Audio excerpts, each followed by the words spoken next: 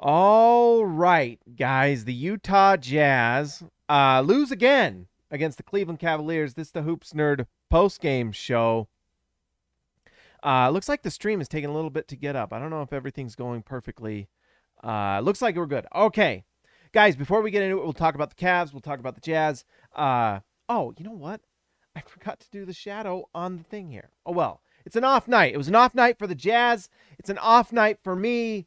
It was a good night for the Cleveland Cavaliers. But before we go, like I said, please like and subscribe to the channel. If you're a Jazz fan, you better like and subscribe. It's a Jazz channel. There's no better place out there to be talking about the Jazz to get the best, honest, correct opinions about the Utah Jazz than here. And honestly, I would appreciate if you join the channel. We have our All-Stars. We need more. We need more All-Stars. More All-Stars in Utah, honestly. So, like and subscribe to the channel if you haven't already. And if you're a Cavs fan, why not as well? We're talking about the Cavs now. We'll talk about them again the next time the Jazz play them. And if you haven't already, I have the link below to my NBA channel where we talk about the whole NBA. So if you're not a big Jazz fan, go subscribe to that channel. I would appreciate it. All right, let's get going. Tough start for me. Tough night for the Jazz. Good night for the Cleveland Cavaliers. Let's just get going here. The Utah Jazz were without any of their big men tonight. Any of them. And so it was a little bit predictable what would happen tonight.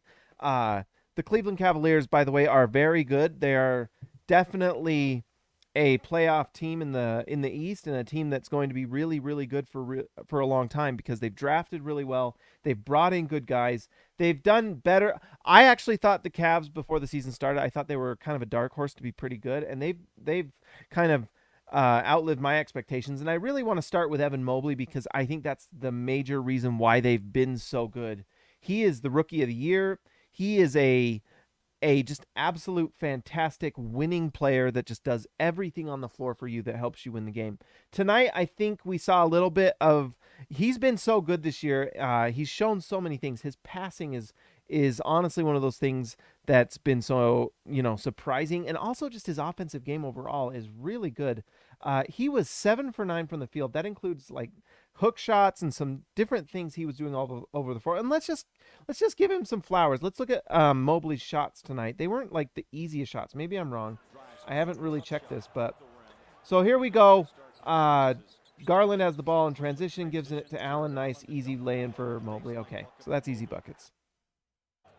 Garland with the ball. So here we go. We have Mobley in the post, obviously against Royce O'Neal. This is what you want your big man to be able to do, is take advantage of size mismatches, and Mobley just takes advantage. Right here we've got Garland in the pick and roll. Garland, by the way, is fantastic. Another post-up situation. This is a face-up jumper. Just another facet of his game. I mean, he has such a huge package of moves. Right here again in the post, undersized Mike Conley. He got away with a hook there, by the way, but makes the hook shot. That was an offensive foul, but that's okay. He made the shot. So, and we're here to talk about Mobley. Mobley right there, give and go, gets the ball. I think this is a putback. Yep. He's just showing everything that he can do. This guy is going to be an absolute beast. The thing that let's just see what he does here. This is a pick and roll. Actually, this is a great set of plays to show because it's showing all the different things he can do. There's the little baby hook. Fantastic. Let's see right here. In the pick and roll, high post, face-up jumper, boom. I mean, honestly, and he was 7 for 9 from the game, and part of that is because he's being guarded by undersized guys. But he was fantastic. Now, defensively, one of the reasons everyone loves him so much is the defense. And I actually think tonight Mobley learned a little bit of what he needs to improve on. It's not even necessarily improvement because he's been so fantastic. When he's on the floor, he's just incredible. But tonight he was his size, like his weight, was something that was actually a little bit of a problem because Eric Paschall had a monster night, and a lot of it was bullying Mobley. And I think Mitchell had a few times where he did as well, where, Mobley's just not that heavy yet. He's got incredible length, size, height, quickness. He's got nice athleticism, all these things. But one thing, and it's just because he's young, I think he's like 19 years old. He's just got he's just got to grow muscle. I don't know if he's ever going to be like super huge, and I don't think you ever want him to be super huge, but he is going to need to be like Kevin Garnett, where he's going to need to get just that strength so he can hold his own. When he can hold his own in the post, he's Defensive Player of the Year caliber, because my goodness, he does so many things. And we mentioned it before, Darius Garland is just fantastic. Tonight, the shot wasn't really falling. Utah actually did a pretty decent job guarding him on the perimeter, and some of that's just the shots not falling. Obviously, the three was not, and inside. But look at this, 15 assists. My goodness. He ends the game with a triple-double, just barely squeaking by with the 11 points because he struggled to shoot. But, man, did he not struggle passing the ball. 15 assists, 10 rebounds. That's fantastic. And Jared Allen was really good. I love Jared Allen. He's one of those guys that, if the Jazz, and we know trading Rudy Gobert was just silliness and should never have even been mentioned. But Jared Allen was one of those guys, like, if you ever did, he's the type of guy that you go after because he's really, really solid. 5 for 7 tonight. Let's see, 2 assists, 12 points. Just overall, just a great big man.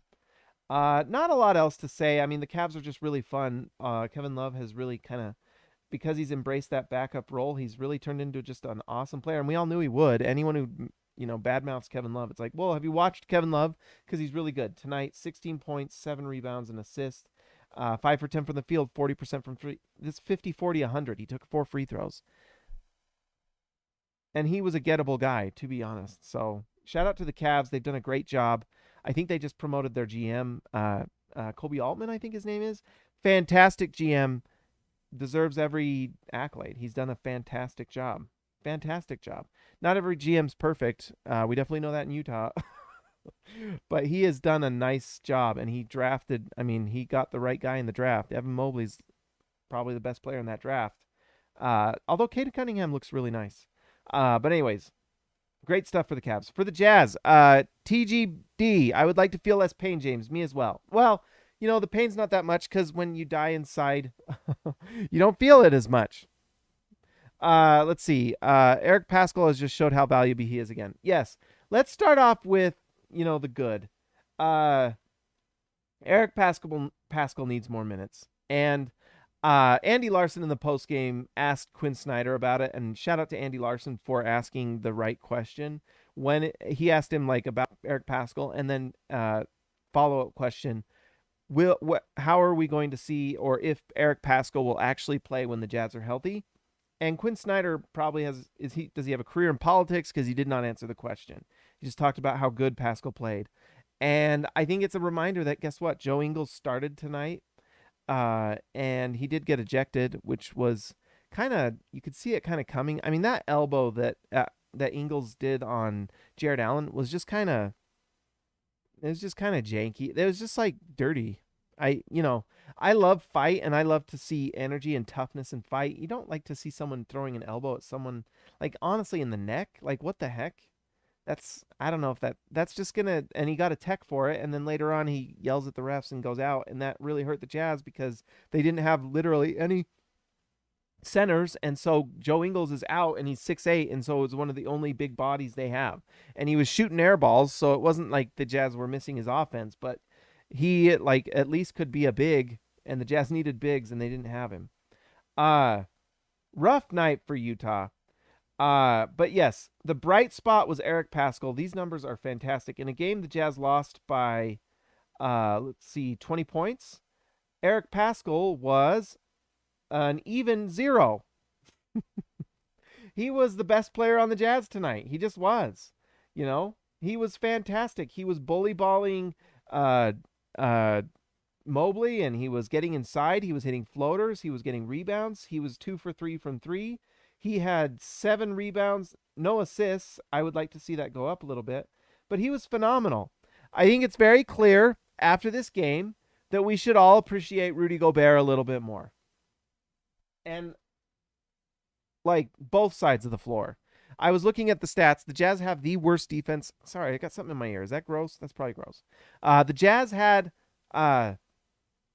in the last 4 games in their 3-game losing streak, now it's 4.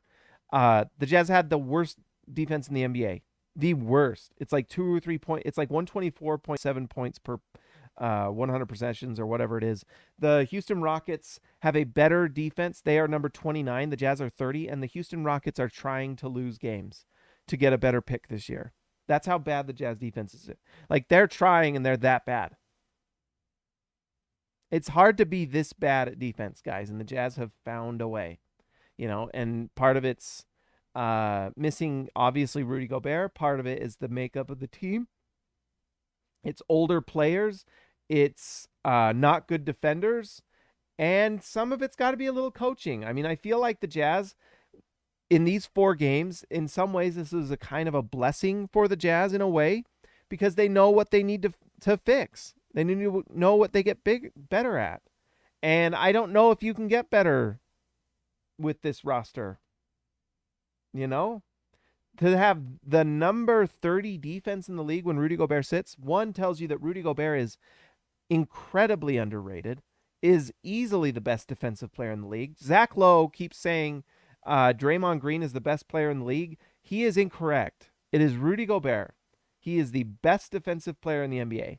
And I think this 4-game stretch, if it did anything, it probably hurt Donovan Mitchell's All-NBA chances because these numbers are just not good enough. It's really disappointing, and I know this Mitchell's better than this, and he's in a slump right now, but it's too bad. To shoot 37% from the field, 33 from 3, it just sucks because this was an opportunity for Donovan to just explode. That's 3 times tonight. I've yawned. Why am I so tired? Gosh dang it. But anyways, it's just disappointing. It's too bad, and we have guys like Bojan Bogdanovic shooting 3 for 14. That sucks. So that really hurts Donovan Mitchell's chance to get these assists. Like 3 for 14, are you kidding me? Come on. 1 for 5 for Ingles from the field. 0 for 4 from 3. This was the guy that Quinn Snyder blocked a trade the Jazz were making in the offseason so they could keep him on the team. The Jazz could have had a young talent in what's his name? Moses Moody, and now they don't. The good news is we probably won't be able to get anything for Joe Ingles because he's playing like garbage. No one's giving up anything for this. So that's just great. And yeah. And even better is even if we'd have traded him, Quinn Snyder wouldn't have played Moses Moody because we've seen how much he's played Jared Butler. Anyways, those are the disappointing things, but the bright spot is 100% Eric Paschall. I don't know if Quinn's going to play him when he gets back. Quinn avoided the answer. He didn't answer it. He just said Paschall played great, blah, blah, blah. Or as they say in Seinfeld, yada, yada, yada. Next question. And so Joe Ingles tonight, this is what Joe Ingles did. This is what Eric Paschall did. Joe Ingles is going to get the spot every game. And when the roster is fully healthy, say goodbye to Eric Paschall. Sorry, guys. That's how Quinn Snyder works, so that's what's going to happen. I actually felt like Jordan Clarkson put in a pretty nice game, and the numbers bear that out. 8 for 17, 4 for 11 from 3. He had 22 points. He was, he had a nice night. And so it's nice to have Jordan Clarkson shooting the ball better. Let's see. Mike Conley also just quietly had a pretty decent night. 40% from the field, 2 for 4 from 3. He had 12 points. It's too bad, 1 assist. The Jazz really missed the big man. Quinn Snyder in the post game talked about the need for a rolling big man, and the Jazz are, like, in their defense, the Jazz base everything off of that. Like the rolling big man and the PNR with the center is what everything the Jazz do. It's what, like, everything is based on that. So it's disappointing. It's difficult to win. I would love to see this team be able to take advantage of a 5-out system, but they just aren't able to do it. And so it's disappointing. Disappointing all around. Royce O'Neal looks like I'm sorry, guys. I guess that's because I'm just this was just a crappy game. But let's see. Royce O'Neal, 2 for 5, 2 for 4 from 3. Nice to see. 9 rebounds, 3 assists. Royce actually had a pretty decent night. It's just, it's interesting. I thought it was interesting. Trent Forrest didn't really play any important minutes at all and put up. He did get 1 rebound. I wonder if he's out of the rotation after the last 2 weeks. I think Honestly, Quinn Snyder looked pretty bad in that game where Jared Butler looked fantastic in that first half. And Trent Forrest just didn't look very impactful. And uh, Quinn Snyder has put an entire season of development into Trent Forrest, and now he's out of the he's out of the rotation now. And that's really one. It's like, and I feel for Trent Forrest because he's got some nice aspects to his game, but it's really disappointing and really frustrating actually that Jared Butler has not been offered the ability to upgrade, like develop his talent. Because I wonder if he's going to be given those minutes. But you know what sucks? The Jazz drafted Jared Butler in the second round, so next year is his final year of his rookie contract.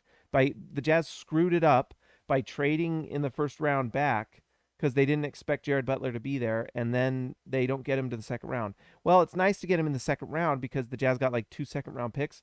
Great. But you know what that means? Is if you draft someone in the first round, it means you get that 3 to 4 years locked in. That 4-year contract of a rookie. If Jared Butler's really good, that sucks because you only get him for a certain amount of time now, and so next year is already the final year of that contract. That sucks. That really sucks. And it sucks that Trent Forrest got all those minutes, we're past the halfway point of the season, by the way. It sucks that Trent Forrest got all those minutes if he's out of the rotation now. And it sucks that we've already wasted a 25% of Jared Butler's rookie contract with the Jazz. We're already 25% through it. It sucks. It's stupid, and it sucks. And so it would be nice to see him get those minutes when he comes back, and I imagine he will. It sounded like from the broadcast Rudy Gobert will be back, and so we can look at the Jazz's most important player, Rudy Gobert, just hands down. I was hoping that Donovan Mitchell in this 4-game stretch would explode, and he did not. And I think a lot of that is because Donovan Mitchell has spent his career taking picks from Rudy Gobert, running pick and roll. Rudy Gobert is an underrated rolling big. He's the best rolling big man in the NBA, 100%. Not even a question. No, there is no question. And he's the best defensive player in the year. Best defensive player in the NBA, and it should be defensive player of the year, just 100%. Anyone who disagrees, you are incorrect, sir. You are incorrect. Zach Lowe needs to do a little more research and get out of his biases. That's all I got tonight, guys. It was a very disappointing loss for the Jazz. No one expected them to win, though. So I guess it's not that disappointing. But let's see. Let's give a shout out to our All-Stars tonight. The people who are watching tonight, you guys are just the freaking best. It's been a long time since I've not been all that interested in doing a show, and tonight was one of those nights because this is just like this was a giant fart noise of a game. TGD, but James, it's like Schrodinger's cat situation. A Snyder's bench, one might say. Jared Butler is both great and trash at the same time because we never get to see him off the bench. Yeah, and that's like the Trotskys out there will always say, well, you got to prove in practice. Well, guess what? We had to trade Enes Kanter to play friggin' Rudy Gobert. Okay, and that was under Quinn. We can blame Ty Corbin for a lot, and Ty Corbin did suck. Worst coach in the NBA at the time. But guess what? Quinn Snyder wasn't putting Rudy Gobert in over Enes Kanter. We had to trade him. So take with that what you will. All right, let's give a shout out to our All-Stars tonight. Let's give a shout out to Tyson Price. The Price is Right. Baby Elliot Matson. Zintas. X marks the spot. Jordan the Goat. Best roll. Ryan Perry, the legend. Joshua Hansen, the Danish Destroyer. And one. And Tom Warren. Ezekiel Rice-Sibe, the man from down under. JT Buckets Wardell. Austin R. Grant, editor extraordinaire. Eric C., the C stands for champion. Donald Schooley, schooling all of us. DW to CB. Darren Williams to Carlos Boozer. Jorge Arrizaga, mi amigo de abajo. Lee Christensen driving the lane. Patrick Akubo, the connoisseur. Robert Hall of Fame. And DW Jazz going all the way. Guys, like I said at the start, if you haven't already, like and subscribe to the channel. I would appreciate it. The Jazz will get better when Rudy Gobert comes back because he's just that good. Any team that loses their most important player, things like this are going to happen. It's a shame that Donovan Mitchell hasn't exploded these last 4 games, but maybe he's still dealing with some sort of back issue. We will see, but disappointing. Like and subscribe, guys. Join the channel, too. I would appreciate it. It helps and supports and keeps it going. And I always appreciate it. Guys, I will talk to you.